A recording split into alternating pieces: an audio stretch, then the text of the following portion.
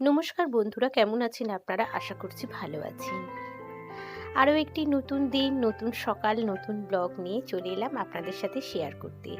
এখন বাজে সকাল ৮টা। সকাল ৮টা থেকে রাত্রির ৮টা পর্যন্ত একটা বাড়ির বউয়ের লাইফস্টাইলটা ঠিক কীরকম সেটাই আপনাদের সাথে শেয়ার করছি। তো চলুন, এখানে সকালবেলা ব্রাশ করে একেবারে জামা কাপড় চেঞ্জ করে আমি চলে এসেছি দেখো কিচেনে। আর এই সমস্ত বাসন যেগুলো আমি গোছাচ্ছি, রাতের বেলায় কিন্তু এগুলো মোটামুটি আমি একটু মেজে ধুয়ে পরিষ্কার করে রেখেছিলাম। তার কারণ কি, এখন শীতকাল, সকালবেলা উঠেই মানে জল ঘাঁটাটা, সারাদিনই তো জল ঘাঁটতে হবে, কাজ করতে হবে। তো একটু যদি করে রাখি অনেকটাই কিন্তু হেল্পফুল হয়। যদিও রাতের বেলায় বেসিনটা আমি পরিষ্কার করে রেখেছিলাম, তবুও সকালবেলা আবারও একবার কিন্তু স্কচব্রাইট দিয়ে বেসিনটা মেজে নিলাম। আর এই কিচেন টাওয়াল দিয়ে কিন্তু পুরো কিচেনটাই এভাবেই আমি পরিষ্কার করে ক্লিন করে নেব। গ্যাসটাও কিন্তু রাতের বেলায় পরিষ্কার করে রেখেছিলাম, কিন্তু যেহেতু এখন সকালবেলা রান্নাবান্না করতে হবে, তো নতুন করে আবারও কিন্তু আমি পুরো কিচেনটা আমি পরিষ্কার করে নেব।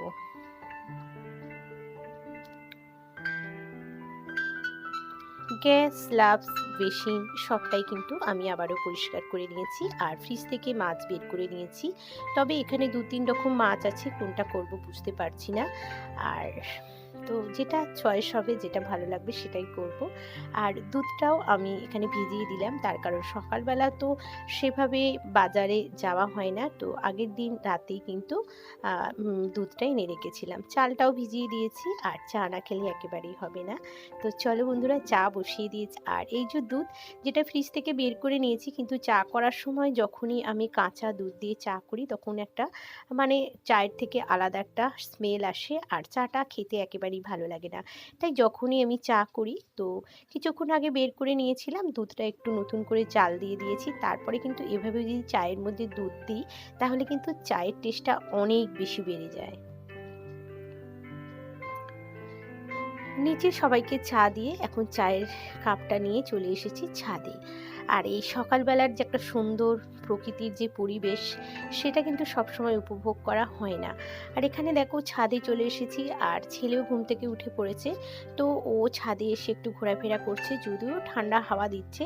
তো আমি ছাদে এসে এখানে অনেকগুলো লেবু একসাথে দেখতে পেয়েছি। তাই ওকে বললাম যে বাবু আয়, এখানে দেখবি আয়। ও যদিও রোজই দেখে, তো ওর সেরকম ইন্টারেস্ট নেই, কিন্তু আমি যেহেতু একসাথে অনেকগুলো লেবুল দেখেছি, তাই ভাবলাম যে চলো ও ছেলের সাথে একটু শেয়ার করি। তো ও দেখে অতটা মজা পায়নি, দেখেই বুঝতে পারছো। পরিবেশটা দেখে মনে হয় একদম গ্রাম্য পরিবেশ, কিন্তু না, এটা একটা মানে হাওড়া আর শহরই বলতে পারো। আর এই কলা গাছগুলোকে দেখে না আমার গ্রামের কথা ভীষণ মনে পড়ে। সামনেই বড় হসপিটালের মাঠ। আর আমরা বাড়ির বউয়েরা মানে কোনো সময় হাত খালি রাখতে পারি না, মানে সবসময় মনে হয় কাজ করি। আর যারা কাজ করে তারা কিন্তু কখনোই মানে উল্টোপাল্টা সময় নষ্ট করে না, আর আমিও সেটা করি না। চাটা খেয়ে কাপটা রেখে দিয়ে কালকে যে সমস্ত জামা কাপড়গুলো ছিল সেইগুলোই এখন ভাবলাম, যখন আমি ছাদে এসেছি একদম এগুলো মেলে দিয়েই তারপরে যাব। আর হাওয়াটাও খুব সুন্দর দিচ্ছে, আর চারিদিকে পাখি ডাকছে, বেশ ভালো লাগছে। এতটাই হাওয়া দিচ্ছে, ক্লিপগুলো যদি না দিই তাহলে কিন্তু সমস্ত জামাকাপড় পরে উড়ে এখানে এদিকে চলে যাবে। আর এখানে দেখো কয়েকটা কুমড়ো দানা আমি ছড়িয়েছিলাম এই টবটার মধ্যে। তো দেখছি বেশ সুন্দর একটা কুমড়ো গাছ কিন্তু উঁকি মারছে। তো পরে একটু বড় হলে এটাকে বেঁধে দেবো। চা খাওয়ার পর এখানে রান্নাবান্নাগুলো বসিয়ে দিয়েছি। আজকে একটু মুড়ো দিয়ে ডাল বানাবো, তাই মুগ মসুর ডাল ধুয়ে বসিয়ে দিয়েছি। আর তোমাদেরকে বলছিলাম যে কোন মাছটা করব, একেবারেই ঠিক করতে পারছি না। তাই ভাবলাম যে কাটাপোনা মাছটাই আজকে করি। নুন হলুদ মাখিয়ে দিয়েছিলাম, বেশ 15-20 মিনিট একটু মজে গেছে। আর এখন মাছটা আমি ভাজতে বসিয়ে দিয়েছি।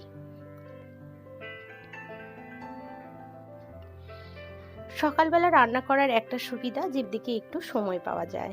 তাছাড়া ছেলের স্কুল থাকে, হাজব্যান্ডের অফিস থাকে, তো সকালবেলা কোনো দিকে না তাকিয়ে আমাকে কিন্তু এভাবে কিচেনেতেই নিজেকে সময় দিতে হয়। তার সাথে সাথেও ঘরের কাজকর্মগুলোও কিন্তু আমি টুকটাক করে গুছিয়ে নিই। বেশ কিছুটা মাছ ভেজে তুলে নিয়েছি, আর আর একটা দফাতেই কিন্তু মাছ আমি ভাজতে দিয়েছি। আজকে টিফিনে কি বানাবো কোনো রকম আইডিয়া করতে পারছিলাম না। আর এই যে এখানে দেখো কি বানাবো বুঝতেই পারছো, আজকে টিফিনে বানাবো গোলা রুটি। তো এর মধ্যে পরিমাণ মতো চালের গুঁড়ো, ময়দা আর সুজি এই সমস্ত কিছু দিয়ে, আর 2 টিস্পুন মতো মৌরি দিয়ে, চিনি দিয়ে, সমস্ত কিছু দিয়ে কিন্তু একটা সুন্দর করে দেখো ব্যাটার বানিয়ে নিয়েছি। প্রথমটা আমি জল দিয়ে এটাকে গুলে নিয়েছি, এরপর আমি এখানে 1 কাপ মতো দুধ অ্যাড করে দিচ্ছি। যেহেতু এটা গোলা রুটি, তো একটু দুধ দিলে না বেশ ভালো খেতে লাগে। আর চিনিটাও একটু কমই দিয়েছি। হাত দিয়ে প্রথমে ভালো করে এটাকে মেখে নিয়েছি, তারপরে এরপর সুন্দর করে গুলে নিচ্ছি কাঁটা দিয়ে। যত বেশি এটাকে ফাটিয়ে নিতে পারবো তত সুন্দর কিন্তু গোলা রুটিটা হয়। চাটুটাও বসিয়ে দিয়েছি, আর এই লোহার চাটুর মধ্যে করলে না তাহলে তেলটা একটু কম লাগে, আর ননস্টিকের মধ্যে করলে তো তেল একেবারেই লাগে না বললে হয়। তবে লোহার চাটুটাই আমি একটু পছন্দ করি।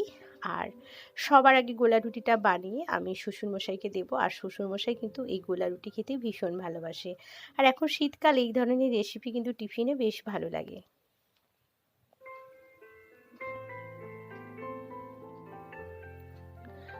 লোহার চাটুর মধ্যে করলে কিন্তু বেশ তাড়াতাড়ি খুব সুন্দরভাবে এটা উঠে যায়। এভাবে কিন্তু আমি বেশ কিছু গোলা রুটি বানিয়ে নেব, আর হাজব্যান্ডের টিফিনেও কিন্তু আজকে এই গোলা রুটিটাই যাবে। প্রতিদিনই রুটি তরকারি এটা সেটা করি, কিন্তু মাঝে মাঝে আমি এইভাবে গোলা রুটি বানিয়ে নিই। মুড়ো দিয়ে ডালটা বানাবো, তো এখানে ডালটা এখন সাঁতলে দিচ্ছি, সিদ্ধ হয়ে গেছে। যদিও মুগের ডাল দিয়েই কিন্তু খুব ভালো হয়, তবে মুসুর ডালটা দিলেও কিন্তু মন্দ হয় না। মোটামুটি রান্নাবান্নাগুলো কমপ্লিট করেছি। মুড়ো দিয়ে ডাল, ভাত। দেখো, মুসুর ডাল দিয়ে মুগের ডাল বানিয়ে একবার আপনারা খেয়ে দেখবেন, ভীষণ টেস্টি হয়। ফোড়নে দিয়েছিলাম শুকনো লঙ্কা, তেজপাতা দিয়ে আদা রসুন বাটা, ব্যাস নুন হলুদ পরিমাণ মতো, একটু চিনি। এখানে আলু ভাজা, আলুর চোখা, মাছ ভাজা, মুড়ো দিয়ে ডাল আর ভাত, এই হলো আজকে দুপুরের রেসিপি। আর এখানে হাজব্যান্ডের জন্য টিফিনটাও রেডি করে দিয়েছি, একটু পাটালি দিয়েছি আর গোলা রুটি, খেজুর, শসা। হাজব্যান্ড অফিসে যাবে, খেতেও বসে গেছে। আর এখন যেহেতু গরমকাল, মানে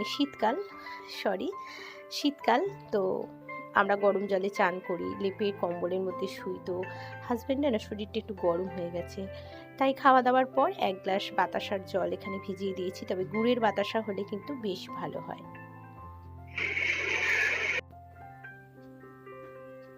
সংসারের কাজকর্ম গুছিয়ে শ্বশুরমশাই, ছেলে ওদেরকে খাইয়ে দাইয়ে এখন বাজে প্রায় দুপুর 1:10-15 হবে, বেরিয়ে পড়েছি। আমার একটু মার্কেটের দিকে কাজ ছিল। বেরিয়ে দেখছি সারা রাস্তা জুড়ে এভাবে পাইপের কাজ হচ্ছে, আর রাস্তা দিয়ে যেতেও বেশ অসুবিধা হচ্ছে, কিন্তু এই মোটা পাইপগুলো দেখতে বেশ ভালো লাগছে। আর এই যে দেখছো যেখানটায় কাজ হচ্ছে, এটা হচ্ছে একদম গার্ডেনের গায়ে, মানে এটা গার্ডেনের পাঁচিলই বলতে পারো। তো চলো, আমার মোটামুটি কাজকর্ম হয়ে গেছে, আমি বাড়ির কাছাকাছি চলে এসেছি। তো বাড়িতে গিয়ে আবার দেখা হচ্ছে।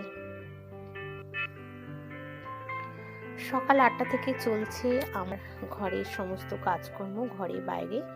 তো একটা বাড়ির বউ সকালটা থেকে রাত্রি 8টা পর্যন্ত তোমাদের সাথে শেয়ার করছি আমার লাইফস্টাইল ঠিক কীরকম হয়। তো মোটামুটি এখন দুপুরবেলা ছেলে দেখতেই পাচ্ছ বসে আছে কম্পিউটার নিয়ে, আর আমি তো আমার সংসারের সমস্ত কাজকর্ম গুছিয়ে স্নান, পুজো, শ্বশুরমশাই, ছেলে সবাইকে খাইয়ে দাইয়ে বেরিয়ে গিয়েছিলাম। এখন ঘড়িতে বাজে প্রায় দুপুর 2:10-15 এরকম হবে। তো আমার প্রচণ্ড খিদে পেয়ে গেছে, তাই ভাবলাম কোনো দিকে না তাকিয়ে জামা কাপড় চেঞ্জ না করে খাওয়া দাওয়াটা সেরে নিলাম। খাওয়া দাওয়া সারার পর ছেলের একটু পড়াশোনাগুলো দেখছিলাম। তো দেখার পর ভাবলাম যে এবার আমার কাজকর্মগুলো আবার শুরু করতে হবে, তা না হলে আবার বিকালে অনেকটা চাপ হয়ে যাবে। ছেলেকে একটু পড়াশোনা দেখতে হবে। এভাবেই চলছে। একটা বাড়ির বউয়ের একদম রিয়েল লাইফস্টাইলটাই সেটাই শেয়ার করছি। তো এখন ঘড়িতে 4টে প্রায় বাজে। তো চলে এসেছি দেখো কিচেনে। বিকালের কাজকর্ম বলতে পারো আমার শুরু হয়ে গেছে। দুপুরবেলা যে সমস্ত খাওয়া দাওয়ার পর ডাইনিং পরিষ্কার করা, বাসন টাসন মাজা, সেগুলো আর তোমাদের সাথে শেয়ার করিনি। তো সেগুলো আমি এই যে সমস্ত বাসন কুসন যে সমস্ত মেজে রেখেছি, দুপুরবেলায় অনেকটা মেজেছিলাম, তবে খাওয়া দাওয়ার পরও যে টুকিটাকি ছিল সেগুলো মেজে ঘষে নিয়েছি। আর এখন সমস্ত বাসনগুলো কিচেনের মধ্যে গুছিয়ে গাছিয়ে নেব, তার কারণ আস্তে আস্তে সন্ধে হয়ে যাবে। এখন শীতকাল, ছোটোবেলা, তো বাসন টাসনগুলো আমি খালি করে ফেললাম। এরপর একটা একটা করে আবারও এই ড্রামের মধ্যে বাসন জড়ো হবে, আর এই ড্রামটার মধ্যে বাসন টুকটাক সন্ধ্যে থেকে যে সমস্ত খাওয়া দাওয়া হবে এর মধ্যে জড়ো হলে এক ফাঁকে কিন্তু গুছিয়ে মাজতে বেশ সুবিধা হয়। আর এই যে এই সমস্ত ডাব্বাগুলো দেখছো, এগুলো কিন্তু সকালবেলা হলেই আমার লাগবে। ছেলের স্কুলে টিফিনে যাবে এবং হাজব্যান্ডের অফিসে যাবে, তো সারাদিনই এভাবে চলছে টুকটাক কাজকর্ম। তো এখন বিকালের কাজকর্মগুলো চলছে, আর টুকিটাকি যে সমস্ত জামা কাপড়গুলো এদিক ওদিক হয়ে আছে সেগুলো গুছিয়ে গেছিয়ে নিচ্ছি। আর বসে থাকতে একেবারে ইচ্ছে করে না, তার কারণ কাজকর্ম অনেকই থাকে। আর যদি আমি একটু মানে ফোনের দিকে চলে যাই, তাহলে কিন্তু মনে হবে যে আমি এডিট করি। আর আমার ফোনে অনেক কিছুই কাজ থাকে, যেহেতু আমি ইউটিউবে কাজ করি, তো ভাবি সমস্ত কাজগুলো গুছিয়ে আমি যদি অনেকটা সময় নিয়ে আমি ফোন এডিট করতে বসি বা ফোনে কোনো কাজ করতে বসি, তাহলে কিন্তু আমার কাজগুলো চটজলদি হয়ে যায়। আর যদি এই সমস্ত কাজকর্মগুলো আমি যদি ছেড়ে দিয়ে ফোন নিয়ে বসি, তাহলে কখন যে আমার সময়টা চলে যায় আমি নিজেই বুঝতে পারি না। তো যাই হোক, এখন বিকালবেলার সমস্ত গোটা বাড়ি ঝাড় দেওয়া পরিষ্কার করা হয়ে গেছে। আর এরপর আমার যে কাজ আছে, মানে ছেলে যাবে টিউশনে, তো ওর সমস্ত বইপত্র কিছুটাও নিয়ে গেছে, তো এখনও বেশ কিছু বইপত্র আমাকে গুছিয়ে গাছিয়ে দিতে হবে। আর হোমওয়ার্কও করছে, আরও বাকিগুলো আছে। তো এভাবেই আর কি, যে নিজের সংসারের কাজকর্মের সাথে সাথে ওর এই সমস্ত কাজগুলো কিন্তু আমাকে গুছিয়ে গাছিয়ে দিতে হয়, তা না হলে ভুলভাল খাতা বই নিয়ে ও কিন্তু টিউশন চলে যাবে।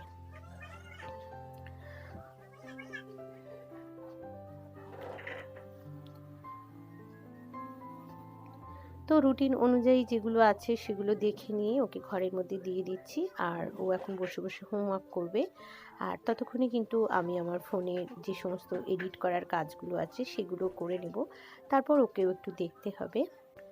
তো সমস্ত বইপত্র ওকে আমি এখানে জামা কাপড় সব কিছুই রেডি করে দিয়ে দিয়েছি, তো হোমওয়ার্ক করে ও কিন্তু বেরিয়ে যাবে, তার আগে ওকে একটু আমি দেখে নেব।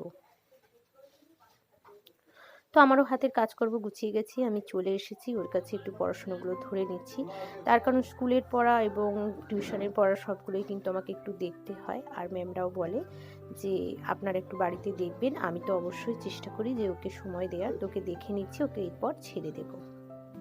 তো ও যতক্ষণ গিয়েছিল টিউশন, ততক্ষণে কিন্তু আমি আমার ফোনের অনেক কাজ করে নিয়েছি। এখন বাজে প্রায় রাত্রি 8টা, চলে এসেছে।